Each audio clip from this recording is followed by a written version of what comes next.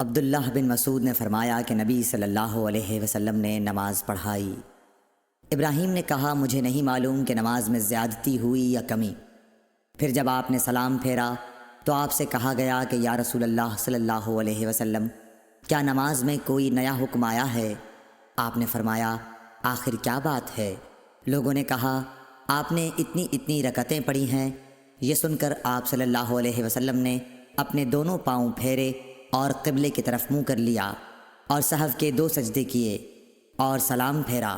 پھر ہماری طرف متوجہ ہوئے اور فرمایا کہ اگر نماز میں کوئی نیا حکم نازل ہوا ہوتا تو میں تمہیں پہلے ہی ضرور کہہ دیتا، لیکن میں تو تمہارے ہی جیسا آدمی ہوں، جس طرح تم بھولتے ہو میں بھی بھول جاتا ہوں، اس لیے جب میں بھول جایا کروں تو تم مجھے یاد دلایا کرو، اور اگر کسی کو نماز میں شک ہو جائے تو اس وقت ٹھیک بات سوچ لے اور اسی کے مطابق نماز پوری کرے، پھر سلام پھیر کر 2 سجدے سہو کے کر لے۔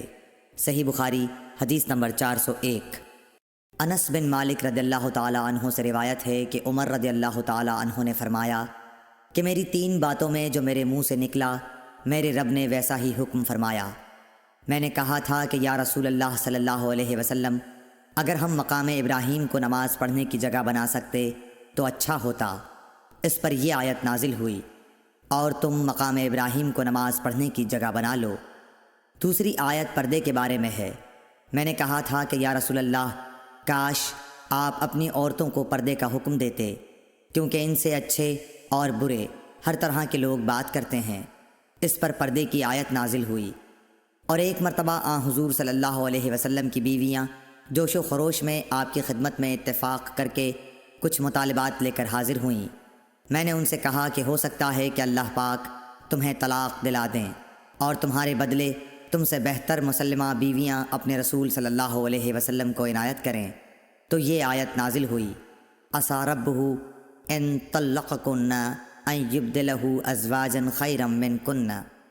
اور سعید بن ابی مریم نے کہا کہ مجھے یحییٰ بن ایوب نے خبر دی، کہا کہ ہم سے حمید نے بیان کیا، کہا میں نے حضرت انس رضی اللہ تعالی عنہ سے یہ حدیث سنی۔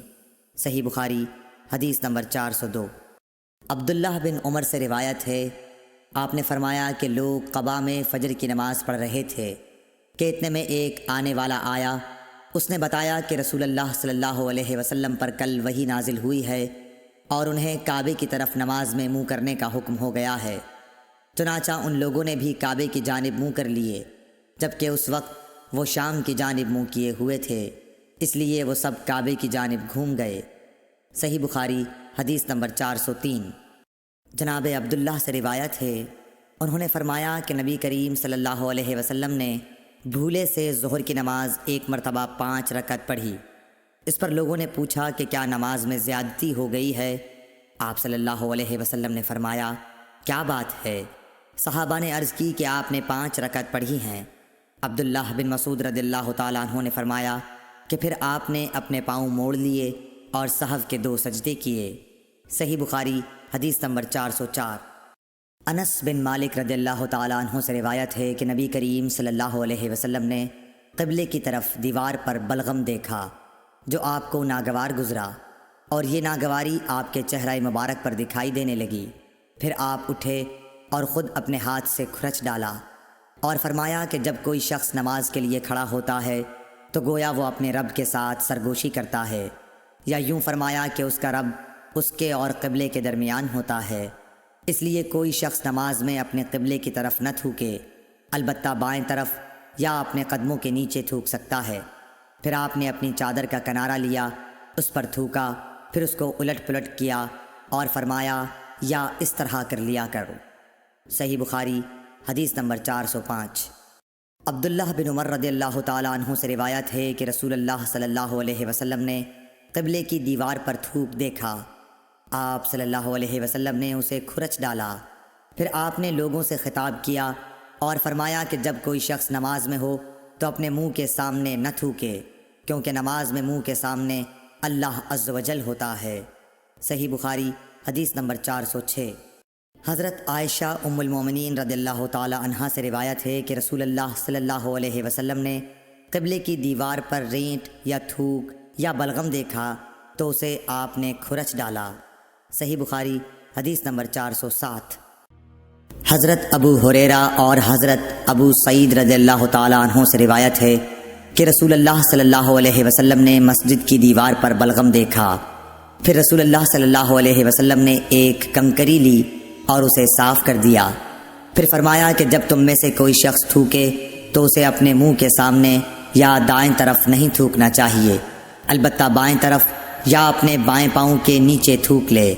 صحیح بخاری حدیث نمبر 408۔ حضرت ابو ہریرہ اور حضرت ابو سعید رضی اللہ تعالی عنہ سے روایت ہے کہ رسول اللہ صلی اللہ علیہ وسلم نے مسجد کی دیوار پر بلغم دیکھا، پھر رسول اللہ صلی اللہ علیہ وسلم نے ایک کنکری لی اور اسے صاف کر دیا، پھر فرمایا کہ جب تم میں سے کوئی شخص تھوکے تو اسے اپنے منہ کے سامنے یا دائیں طرف نہیں تھوکنا چاہیے، البتہ بائیں طرف یا اپنے بائیں پاؤں کے نیچے تھوک لے۔ صحیح بخاری حدیث نمبر 409۔ حضرت ابو ہریرہ رضی اللہ تعالی عنہ اور حضرت ابو سعید خدری رضی اللہ تعالی عنہ نے بیان کیا کہ رسول اللہ صلی اللہ علیہ وسلم نے مسجد کی دیوار پر بلغم دیکھا تو آپ صلی اللہ علیہ وسلم نے ایک کنکری سے اسے کھرچ ڈالا اور فرمایا، اگر تم میں سے کسی کو تھوکنا ہو تو اپنے چہرے کے سامنے یا اپنے دائیں طرف نہ تھوکا کرو، البتہ اپنے بائیں طرف یا اپنے بائیں قدم کے نیچے تھوک سکتے ہو۔ صحیح بخاری حدیث نمبر 410۔